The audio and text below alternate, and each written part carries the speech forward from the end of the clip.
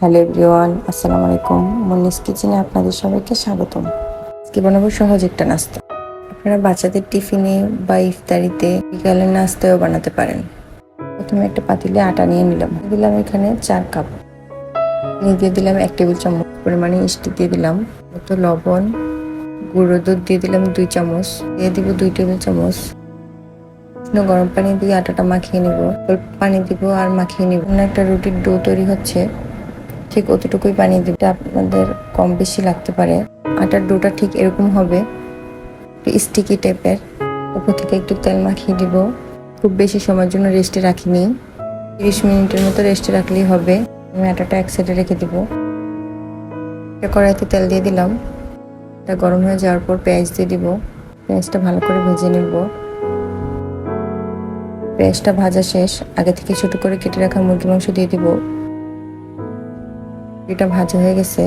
এখন 1 চামচ আদা রসুন দিয়ে দিব, 1 চামচ সয়া সস দিয়ে দিলাম, হাফ চামচ হলুদ দিয়ে দিব, মরিচ দিয়ে দিলাম 2 চামচ। আপনারা কম বেশি করে নিতে পারেন, একটু ঝাল হলে বেশি ভালো লাগে। একটু কষিয়ে নিব।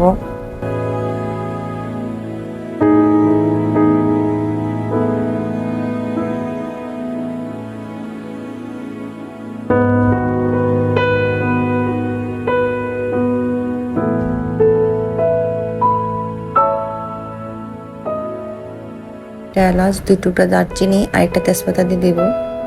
কষানো শেষ। এখন আমি আগে থেকে কেটে রাখা আলু, গাজর দিয়ে দিব। নাড়াতে হেল্প করতেছে আমার ছোট ভাই, মনে হচ্ছে যে ও আলুগুলো গুনতেছে। একটু পানি দিয়ে দিব যাতে করে আলুটা সিদ্ধ হয়ে যায়। আমার হেল্পার খুব কড়া, পাতিলটা দুলাই দিতেছে।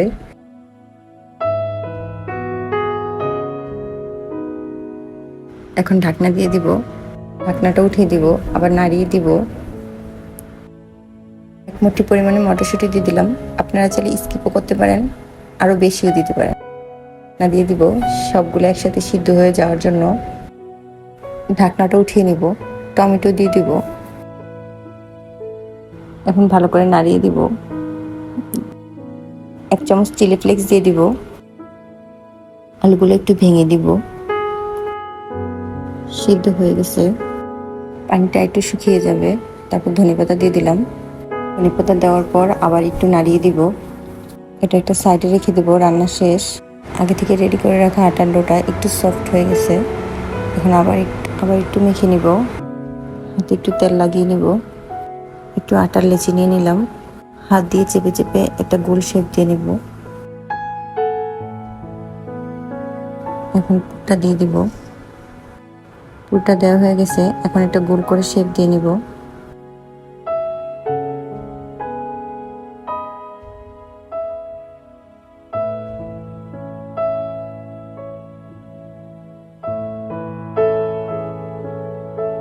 এক এক করে সবগুলো রেডি করে নিছি। তেল নিয়ে নিছি। তেলটা গরম হয়ে যাওয়ার পর একটা একটা করে দিয়ে দিব। এক পিঠ প্রায় হয়ে গেছে, পুরো উল্টে পাল্টে ভেজে নিব। ভাজা হয়ে গেছে, এখন তুলে নিব। এটা কেটে দেখিয়ে দিচ্ছি ভিতরটা কিরকম হয়েছে। এটা খেতে অনেক মজা ছিল। পুরোটা ভিডিও দেখার জন্য আপনাদের সবাইকে ধন্যবাদ।